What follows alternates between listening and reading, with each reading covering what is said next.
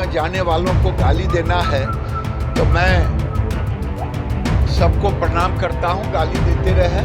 नरेंद्र मोदी अग्निवीर को वीर बना करके देश के सामने प्रस्तुत कर चुका है।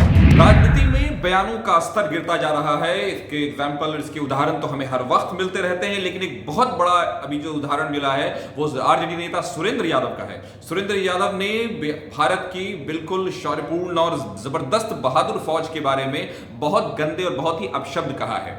बहुत ही गलत बात और बहुत ही विवादित से ज्यादा मैं इसको कहूंगा कि इट्स एन क्रिमिनल ऑफेंस। यानी कि आप इसमें एक बात यह समझ सकते हैं कि एक तरह से हमला है भारत के फौज की उस शौर्यता पर, भारत के फौज की उस डिग्निटी, उस गरिमा पर जो हिंदुस्तानी फौज की पहचान रही है। दुश्मनों ने भारतीय फौजों की तारीफ की है। दुश्मनों ने, दुनिया भर के सैनिक स्कूल में भारतीय फौज के बारे में पढ़ाया जाता है, उनकी रणनीतियों के बारे में पढ़ाया जाता है। उसके बारे में एक अदना सा इंसान आकर जब कुछ बोलता है तो वो एक ऐसी संस्था के बारे में बोल रहा है जो भारत की संप्रभुता की, जो भारत की मजबूती की पहचान है। इसी पर एक और बयान आ गया जिसमें गिरिराज सिंह बेगूसराय में बोल रहे थे कि ये बिल्कुल बहुत खतरनाक है। उन्होंने कहा इन बयानवीरों को हाथ जोड़कर मैं कहता हूं, आप खुद देख सकते हैं वीडियो में किस तरह से चीजें वो बोल रहे हैं। हाथ जोड़ करके कि देश के रक्षकों को गाली कोई देता है तो उस रक्षक को गाली नहीं पड़ता है, बल्कि उस व्यक्ति को पड़ता है, देश को पड़ता है। अग्निवीर एक ऐसी योजना है जो अब उन लोगों का स्टेटमेंट सुनिए जो ट्रेनिंग कर रहे हैं। उन्होंने कहा है कि इससे बढ़िया कोई योजना नहीं हो सकता। एक आदमी को आर्मी में लेने का 4 आदमी को लेते हैं।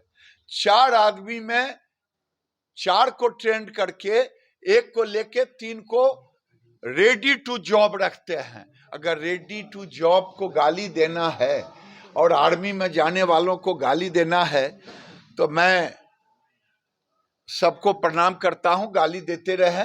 नरेंद्र मोदी अग्निवीर को वीर बना करके देश के सामने प्रस्तुत कर चुका है, क्योंकि जो प्रशिक्षु हैं उनका कई बार स्टेटमेंट आ चुका है, उनका इंटरव्यू आ चुका है, इसलिए मुझे नहीं कुछ कहना है। उन्होंने कहा कि मैं पूरी तरह से इसका विरोध करता हूं और दूसरी तरफ उन्होंने सिर्फ इसको ही नहीं, सिर्फ सुरेंद्र यादव को ही नहीं, बल्कि उन्होंने वहां पर जो भारत के जगदानंद सिंह हैं, जो आरजेडी के दूसरे नेता हैं, उनको भी घेर लिया। जबकि आरएसएस के बयान पर उन्होंने कह दिया कि आरएसएस को भगाने से पहले जो इस्लामिक स्टेट का प्लान कर रहे हैं पीएफआई वाले, उनको पहले भगाइए। तो हम देख रहे हैं कि राजनीति का स्तर बुरी तरह गिरता जा रहा है, राजनीतिक बयानों का स्तर बुरी तरह गिरता जा रहा है। यहां ऐसी बात नहीं कोई एक नेता या एक दल तक ये बिल्कुल लिमिटेड है या सीमित है, बिल्कुल ऐसी बात नहीं है, बिल्कुल सीमित नहीं है, ये सब में आ गया। लेकिन ये जो बयान है फौज के बारे में, फौज की डिग्निटी के बारे में और उसको जनरलाइज कर देने के मामले में, ये बहुत गंदा बयान है। नेतृत्व को चाहिए कि इस पर एक्शन ले, जुडिशरी को भी चाहिए कि इस पर वो एक्शन ले पूरी तरह से। इस तरह की चीजें अगर होंगी तो एक दिन भारत की संप्रभुता पे कोई भी 2 कौड़ी का इंसान कुछ भी बोलने लगेगा। तो ये बहुत बड़ा एक मामला है जिसमें आप खुद भी आपने सुना कि गिरिराज सिंह ने क्या बोला है। तो इस मामले पर चाहिए कि एक्शन लिया जाए और गिरिराज सिंह अपनी तरफ से बोल रहे हैं कि पहले जो इस तरह का बयान है वो हाथ जोड़कर कह रहे हैं, आप खुद भी देख रहे हैं ये बहुत खतरनाक है। तो खैर फिलहाल ये बहुत दुखदाई है, इस तरह के बयान की जबरदस्त निंदा है, जबरदस्त विवादास्पद बयान है ये।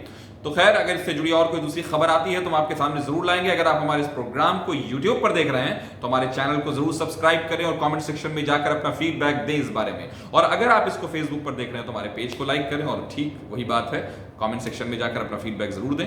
तो बने रहिए कश न्यूज पर, हम आपके सामने ऐसी खबरों की झड़ी लगाते रहेंगे।